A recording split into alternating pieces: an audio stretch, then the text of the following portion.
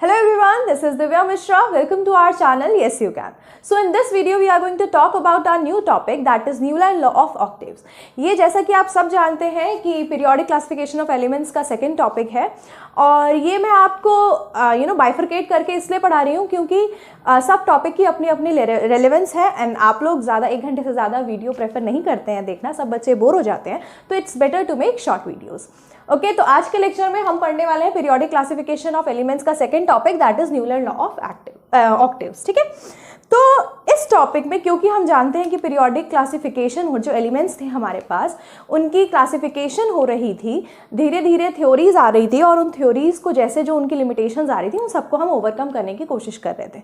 तो इससे पहले हम डोबेनियर-स्ट्राइड्स के बारे में पढ़ चुके हैं. इसके बाद सेकेंड अटेम्प्ट किसने लिया? न्यूलैंड ने, सर न्यूलैंड ने.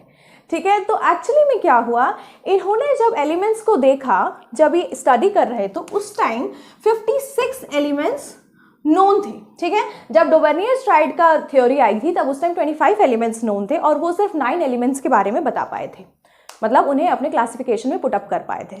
और इनके टाइम में कितने थे? 56 एलिमेंट्स थे. तो इन्होंने क्या किया, इन एलिमेंट्स को increasing order of atomic mass के बेसिस पर क्या किया, अरेंज किया.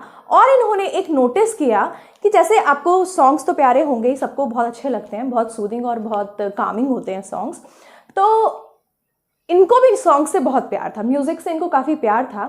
इन्होंने क्या किया, क्योंकि इनको म्यूज़िक से प्यार था इन्होंने, और ये एक केमिस्ट भी थे, तो इन्होंने दोनों चीज़ों को रिलेट कर दिया. इन्होंने क्या बोला कि जो ईस्टर्न म्यूज़िक और वेस्टर्न म्यूज़िक है, ईस्टर्न म्यूज़िक जैसे सा रे गा मा पा धा नी सा और डो रे मी फा सो ला टी डो, तो ये जो सॉन्ग है इसके बेसिस पे उन्होंने बोला कि जब हम एलिमेंट्स को increasing order of atomic mass के बेसिस पर आगे बढ़ाएंगे तो एवरी 8th एलिमेंट की जो प्रॉपर्टी होगी वो सिमिलर होगी. इन्होंने क्या बोला, आई रिपीट, कि जब हम एलिमेंट्स को increasing order of atomic mass के बेसिस पर आगे बढ़ाएंगे तो जो एवरी 8th प्रॉपर्टी होगी और एवरी 8th एलिमेंट होगा उसकी प्रॉपर्टी में सिमिलैरिटीज होंगी. ठीक है, जैसे कि देखो, जैसे हम पढ़ते हैं डो रे मी फा, अच्छा ठीक है, जैसे डो रे मी फा सो ला टी एंड अगेन डो हो जाता है ना. तो इसमें देखो सा रे गा मा पा धा नी और फिर से क्या आ गया, सा आ गया. तो इसमें क्या हो रहा है, जो 8th नोट है, 8th नोट जो है वो हमेशा फर्स्ट के इक्वल है, मतलब सा क्या है, 8th नोट है सी, 1 2 3 4 5 6 7 8, तो 8th नोट क्या, again the same note, again the first one and the 8th one is same. तो वैसे ही इन्होंने बोला कि जो हर 8th एलिमेंट होगा उसकी प्रॉपर्टी होगी सिमिलर. तो आप हम ये कह सकते हैं कि जो सेम ग्रुप में होंगे एलिमेंट्स उनकी प्रॉपर्टीज कैसी होंगी, सिमिलर होंगी. उस टाइम कितने एलिमेंट्स नोन थे? 56 एलिमेंट्स. इनकी थ्योरी बहुत समय तक चली, मतलब ठीक है, बहुत लोगों ने एक्सेप्ट किया इसको, बट जैसा कि हम सब जानते हैं कि हमारे मतलब धीरे धीरे टेक्नोलॉजीज बढ़ती गई, धीरे धीरे सारे इनोवेशंस होते गई, नई नई चीज़ें डिस्कवर होती रहीं, तो क्या हुआ, क्योंकि 56 ही एलिमेंट्स नोन थे, धीरे धीरे और एलिमेंट्स आने लग गए. ठीक है, अब देखो, आप जब इस नोटिस करोगे इस क्लासिफिकेशन को तो इसमें आपको कहीं जगह दिख रही है, अरे भाई तो नए एलिमेंट्स हम रखेंगे कहाँ. तो इनकी जो थ्योरी थी इसके कुछ ड्रॉबैक्स थे. ठीक है, वन बाय वन हम सारे ड्रॉबैक्स की बात करते हैं. सबसे पहला ड्रॉबैक कि मैंने आपको बताया कि उस टाइम पे हमारे पास 56 एलिमेंट्स नोन थे. ठीक है, ये जो प्रेजेंट एलिमेंट्स है दैट इज द 56 एलिमेंट्स जो प्रेजेंट थे उनका भी क्लासिफिकेशन ये अपनी जो ऑक्टेव रूल था, ये ऑक्टेव थ्योरी जो थी इसके बेसिस पर नहीं कर पाए. इनकी जो ऑक्टेव थ्योरी थी वो सिर्फ अप्लाई होती थी कहाँ तक, कैल्शियम तक, मतलब उनके हिसाब से सिर्फ कैल्शियम तक ही जो ये थी सीरीज, ये एक दूसरे को, मतलब जो सेम ग्रुप्स में आते थे एलिमेंट्स वो एक दूसरे को रिजेंबल्स प्रॉपर्टीज में करते थे. ठीक है, मतलब पहला ही हट गया उनका. तो पहला पॉइंट क्या हो गया कि उनके जो 56 एलिमेंट्स थे वो भी सारे के सारे वो अपनी थ्योरी के अकॉर्डिंगली क्लासीफाई नहीं कर पाए. ठीक है, दूसरा पॉइंट क्या हुआ, उन्होंने बोला था कि अब मुझे नहीं लगता है कि इसके बाद कोई न्यू एलिमेंट्स आएंगे. डोबेनियर के बारी में 25 एलिमेंट्स थे, अब 56 हो गए हैं, बट मुझे अब नहीं लगता कि इसके बाद कुछ न्यू एलिमेंट्स आप डिस्कवर कर पाएंगे या कोई न्यू एलिमेंट डिस्कवर होगा। तो उन्होंने अपनी पूरी जो ये टेबल बनाई उसमें कहीं भी वैकेंट जगह छोड़ी है? तो उन्होंने न्यू एलिमेंट्स के लिए अपनी टेबल में जगह नहीं छोड़ी।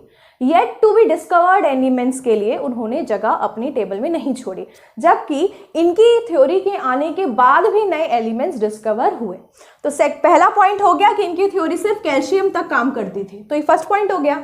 दूसरा पॉइंट क्या हो गया कि इन्होंने yet to be discovered, no space for yet to be discovered element, no space left for yet to B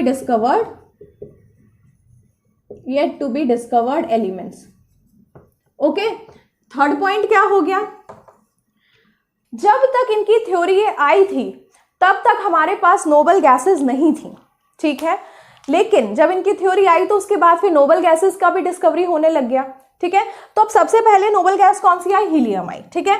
तो हीलियम को हमने, हीलियम का जो एटॉमिक मास होता है वो क्या होता है? इसके बाद क्या होता है? हाइड्रोजन के बाद क्या आता है? हीलियम आता है।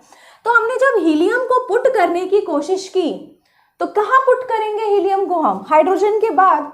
तो इनकी थ्योरी क्या कहती थी? इनकी थ्योरी कहती थी कि हर 8th एलिमेंट की प्रॉपर्टीज कैसी होंगी? सिमिलर होंगी। तो जब हम इसकी क्या करेंगे, हीलियम को यहां पुट कर देंगे तो हीलियम किसकी जगह ले लेगा? लिथियम की जगह। लिथियम बेरिलियम की, beryllium boron, then carbon, nitrogen, और ये ऑक्सीजन कहाँ आ जाएगा? फ्लोरीन की जगह आ जाएगा, और ये आ जाएगा सोडियम की जगह।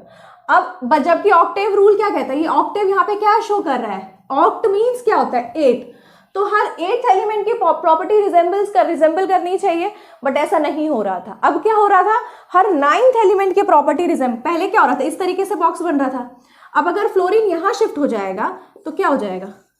हर 9th एलिमेंट उसकी प्रॉपर्टी ये करेगा। देखो इस तरीके से बॉक्स बन रहे थे, ठीक है, क्योंकि ये सब क्या होंगे? ये शिफ्ट हो जाएंगे इधर, ठीक है। ये मैग्नीशियम, बेरिलियम और मैग्नीशियम की प्रॉपर्टी रिजेंबल करती है। जब मैग्नीशियम इधर शिफ्ट हो जाएगा तो हर 9th एलिमेंट की प्रॉपर्टी सेम होंगी ना। आप ये काउंटिंग कहीं से भी करो, इससे मतलब नहीं है, ऐसा नहीं है कि हाइड्रोजन से काउंट करोगे तो 8th एलिमेंट। अगर आप बेरिलियम से काउंट करते हो तो यहां से 8th, मतलब 1 2 3 4 5 6 7 8, ये जो एलिमेंट आएगा इसकी प्रॉपर्टी इसके इक्वल होगी। बात समझ में आ गई? आप काउंटिंग ये कहीं से भी करो, हर 8th एलिमेंट की प्रॉपर्टी सेम होगी, ठीक है। तो ये जो लॉ ऑफ ऑक्टेव था, Newlands law of Octave, Octave क्या हो गया? वायलेट हो गया। इसका मतलब क्या हो गया? अब क्या हो रहा था? जब हीलियम को हमने पुट कर दिया पीरियोडिक इस टेबल में, तो क्या हो गया? ये इसकी जो 9th एलिमेंट था उन दोनों की प्रॉपर्टी सिमिलर आने लग गई, ठीक है। अब आपको समझ में आ गया पॉइंट कि ऑक्टेव रूल ही क्या किया? ऑक्टेव रूल ही नहीं बचा, यही वायलेट हो गया। नेक्स्ट आता है हमारा 4th पॉइंट। अब हमारा 4th पॉइंट क्या आता है? देखो, जब हमने देखा, मैंने आपको क्या बोला कि इन्होंने ग्रुप्स बनाए। पहले इन्होंने क्या किया? Atomic increasing order of atomic number के बेसिस पर अरेंज किया, और इन्होंने बोला कि सेम ग्रुप्स में सेम जो एलिमेंट्स आएंगे उनकी प्रॉपर्टीज में सिमिलैरिटी होंगी, ठीक है। बट देखो यहाँ क्या हो रहा है। फर्स्ट वाले को मैं दोबारा से यहां लिख देती हूं, क्लोरीन, कोबाल्ट एंड निकल, और यहां है ब्रोमीन, ठीक है। तो देखो यहां पे हाइड्रोजन, फ्लोरीन ये सब आ रहा है। हाइड्रोजन, फ्लोरीन, कोबाल्ट, निकल, क्लोरीन एंड ये आ रहा है। देखो ये जो कोबाल्ट और निकल है, इन्होंने क्या किया?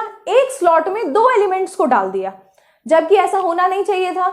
और उन्होंने बोला क्या था उनके ऑक्टेव रूल के हिसाब से कि भाई इन सब की प्रॉपर्टीज कैसी होनी चाहिए? सिमिलर होनी चाहिए। बट कोबाल्ट और निकल की जो प्रॉपर्टी होती है वो एकदम डिफरेंट होती है। किसके कंपैरिजन में? हाइड्रोजन, फ्लोरीन, क्लोरीन और ब्रोमीन के कंपैरिजन में। समझ में आई बात? उन्होंने क्या किया? कोबाल्ट और निकल को एक स्लॉट में डाल दिया, 2 एलिमेंट्स को एक स्लॉट में डाल दिया। क्यों?